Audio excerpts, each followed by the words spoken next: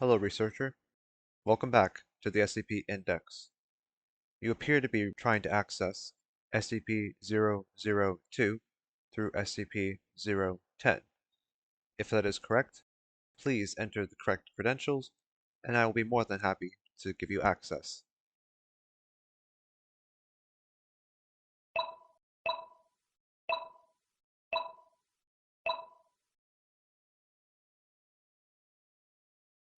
Wonderful. Now, on to the first entry.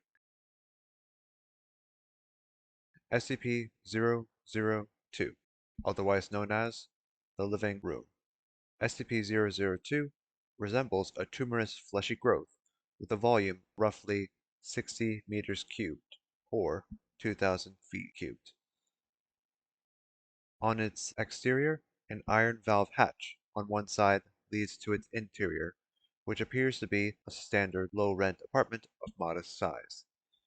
Along one wall, there appears to be a window, which does not appear on its exterior. The furniture in the room consists of material reminiscent of sculpted bone, woven hair, and various other biological substances produced by the human body. All matter tested shows that all DNA sequences appear to be independent or fragmented, meaning that there is no one human that consists of most of the objects in the room.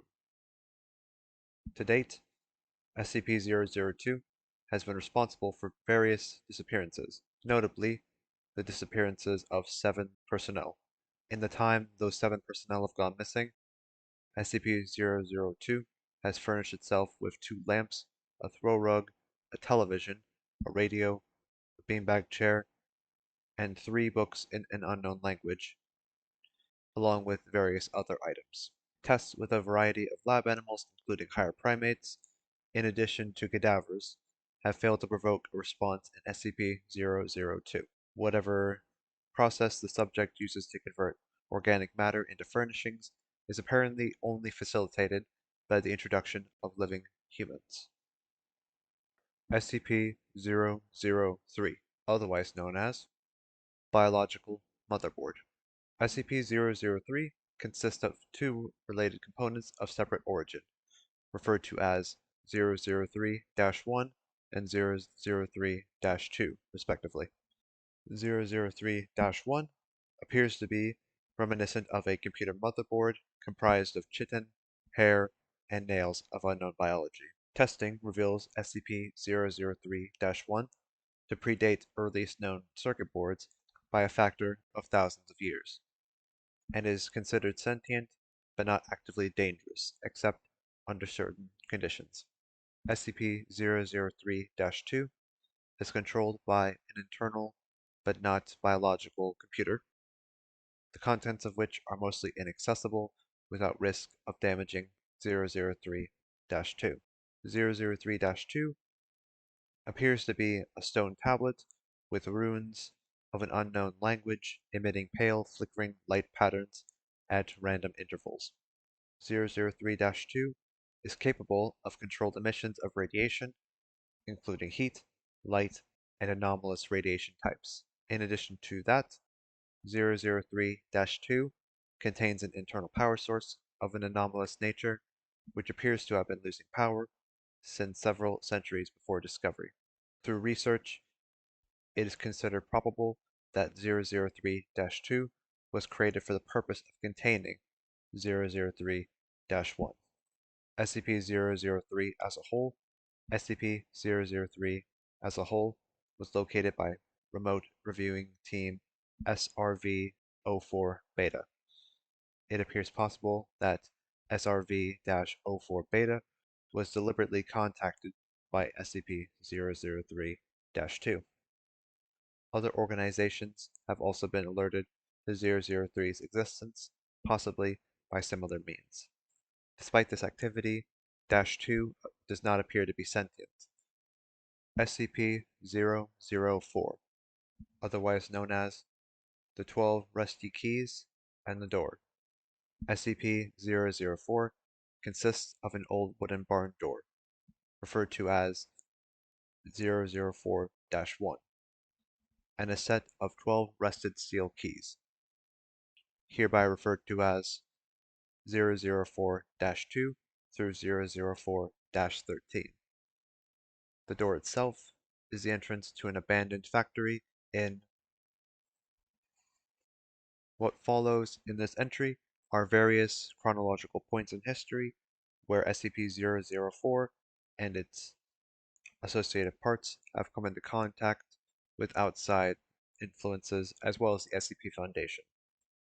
I will now read to you the largest of the entries, as it appears to be the most important. SCP Agent obtains the keys from the local authorities to begin testing. Tests show that SCP-004-2 through SCP-004-13 all fit into a single lock on the large barred door. 12 Class D personnel are assigned to test the effects of the door. Of the 12 test subjects each trying a different key to enter the room, only 2 survive. Opening the door with any key except 004-7 or 004-12 caused the test subjects to be torn apart in multiple directions. However, no dismembered parts were found until later. At the time of writing, only 2 parts of each subject have been recovered, with the exception of the subject using SCP-004-, whose pieces were scattered in close proximity. The others have, for all intents and purposes, vanished from existence. Of the 2 surviving subjects, only one, having used SCP-004-7, returned unharmed. The other came back in a near catatonic state, able only to remove himself from the room and then collapse on the floor, and had to be restrained to prevent him from gouging out his eyes. The subject using SCP-004-7 said that he had entered a large room, impossibly big for the size of the attached building. After his exit, 004-1 was propped open and an armed squad of Level 3 personnel entered. The size of the room is impossible to measure, and the door frame and the individuals in the room are the only part of the room that can be felt or illuminated. I will now read to you the additional notes before moving forward. Testing on SCP-004 as a whole reveals that 10 of the keys open SCP-004-1 on a dimension where the laws of physics and topology are significantly different than those of our home dimension.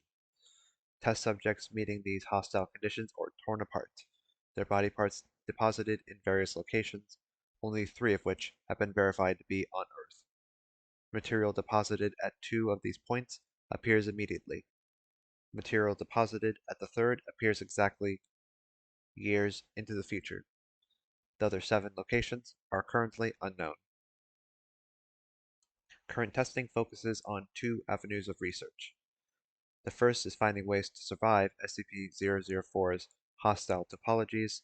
SCP-005, otherwise known as the Skeleton Key.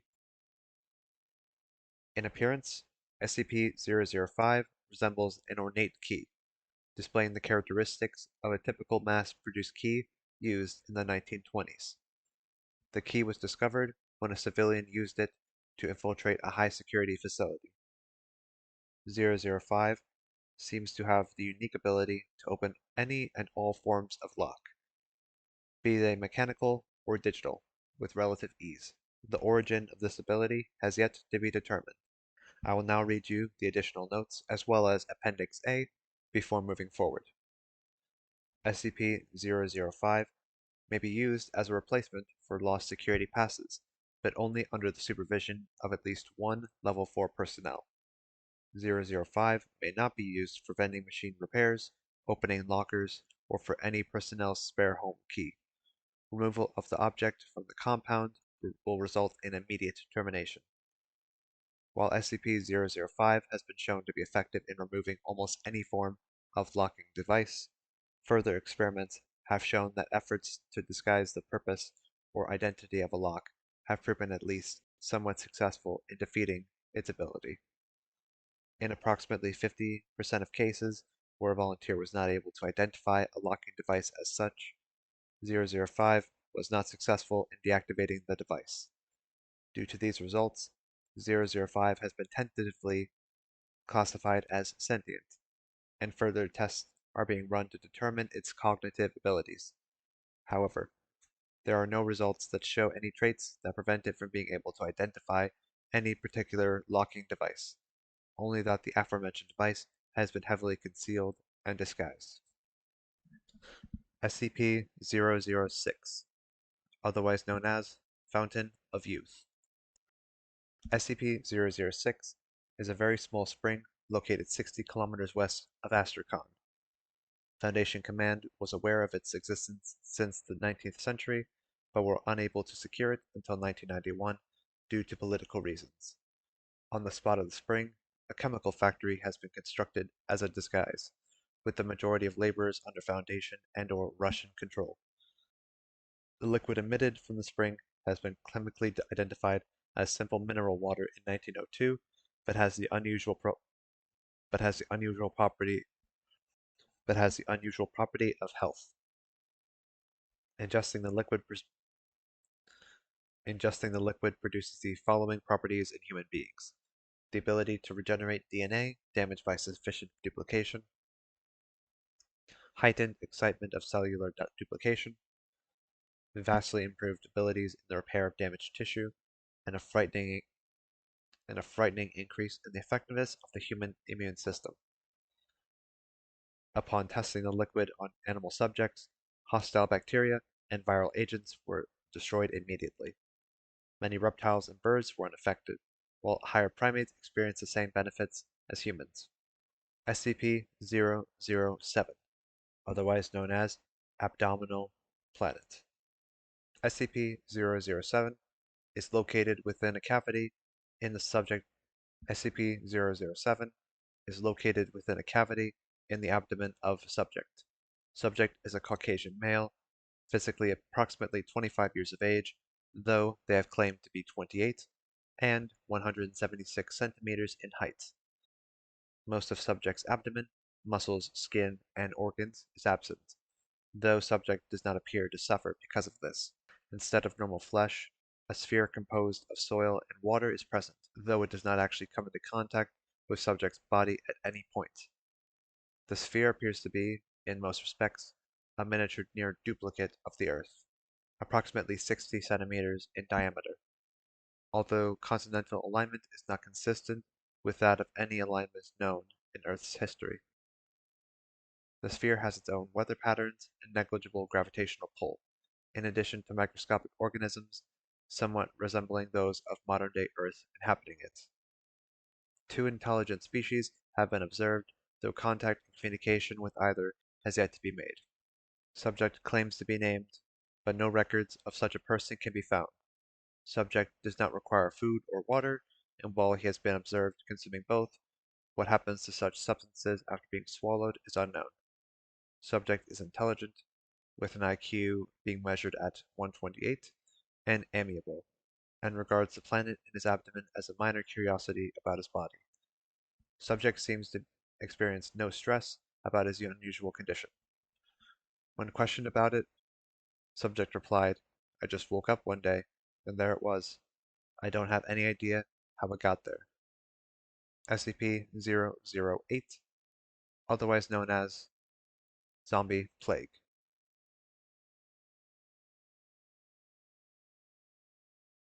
By order of the Overseer Council, this file is subject to Level 4 classification. Level 4 clearance is required. Please input security credentials.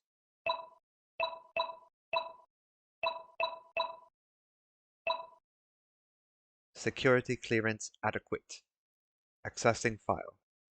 SCP-008 is a complex prion, samples of which are stored in each of the known G2 sites.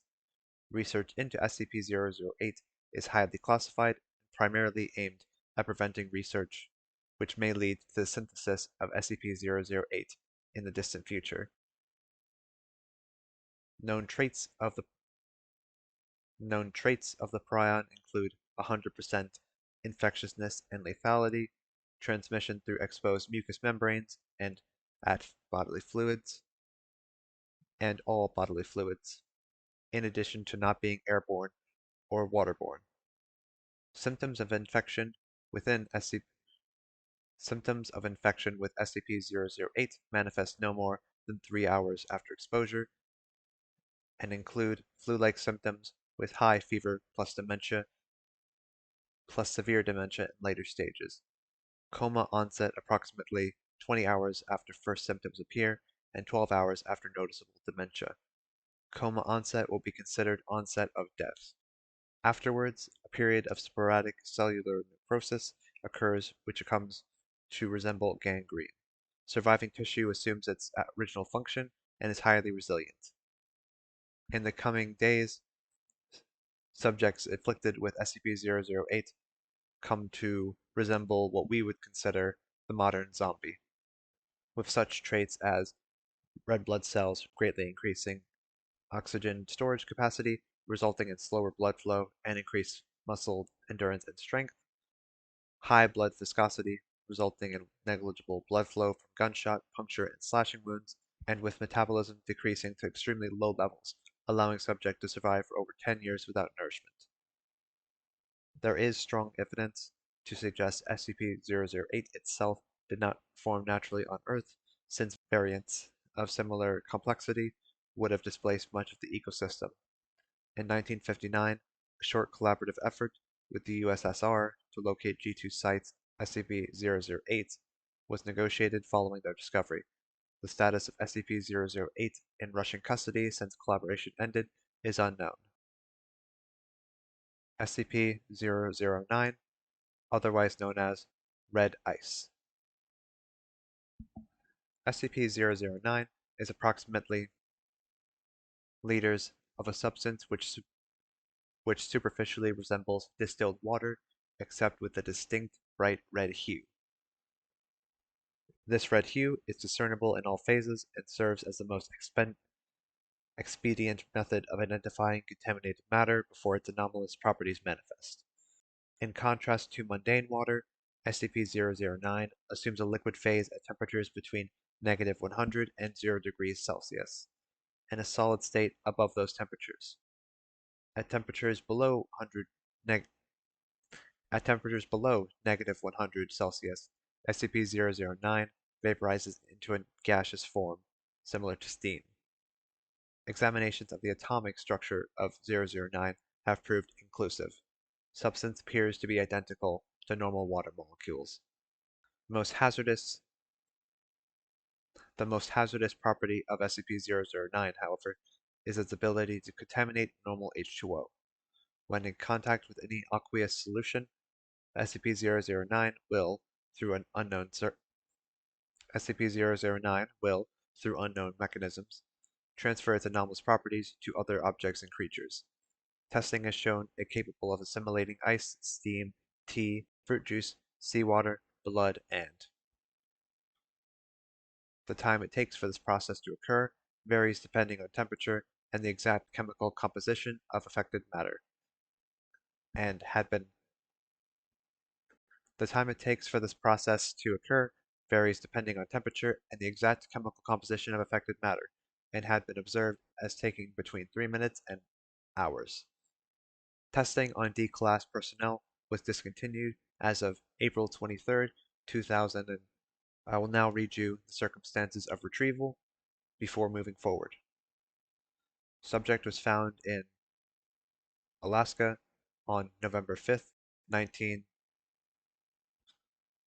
The Foundation became involved after reports were obtained from the native tribe who came across the mangled bodies of a team of seal hunters which had apparently been shipwrecked kilometers from the village. All victims were found encased in red ice. Cause of death recorded as internal. All victims were found encased in red ice. Cause of death encased in red ice. Cause of death recorded as internal bleeding. Though closer examination found it is surmised that the low ambient temperatures in the area retarded the freezing process. This prolonged the time to total conversion by hours and allowed victims to remain conscious until Origin of SCP-009 is currently unknown. Investigation into similar events or materials in the area is ongoing. For the final entry for the day, researcher SCP-010, otherwise known as Collars of Control. SCP-010 consists of SCP-010 consists of a series of 6 apparently identical cast iron collars, with numbered metal tags and 1 remote control. The control is SCP-010-1, with the collars being labeled as 010-2 through 7. The collars contain intricate electronic components and are powered by small 5 mm diameter, 2 mm thick, 100-volt batteries. These batteries appear to be rechargeable. The remote is a heavy black box resembling an old-style handheld radio transmitter/receiver with a primitive blue/white cathode ray screen and a series of more than 100 unlabeled buttons, as well as a frequency tuner. Through trial and error, the frequencies of all 6 currently found collars have been discovered. A label in Russian is stamped into the metal along with a logo consisting of workers building a pyramid. No official Russian corporation or government agency uses this logo or matches the words stamped into the metal. Placing the collar around the neck of a person and securing it allows one to control their every movement with the remote. It is also capable of producing an adrenal response and activating or deactivating the sympathetic nervous system. The most abnormal feature of the collars is the effect they have on the body morphology. They allow the user of the remote to reconfigure the shape of the victim to an extent that is apparently only limited by the knowledge of the programming language of the remote. I will now read you the first addendum of this entry before ending transmission. SCP-010 was discovered in the basement of a lone man in the Midwestern United States, after a local disappearance was connected to him. When the police raided the man's house, they found SCP-010 as well as several dead bodies. One of the bodies was identified to be the man. The others were several other missing persons. Cause of death seemed to be mass suicide. However, there were signs of significant struggle first.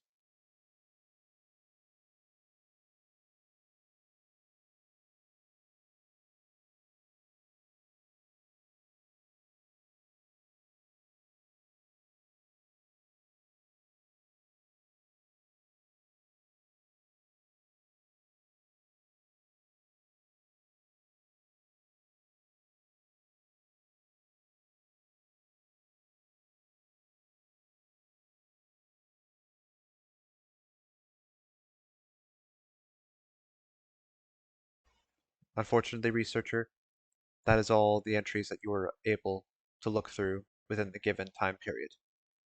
Once again, if you feel as though you need to research more within the given time period, please contact your site administrator regarding these concerns.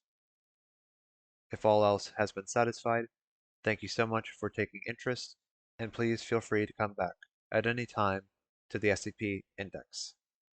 This is Index Terminal-1, signing off.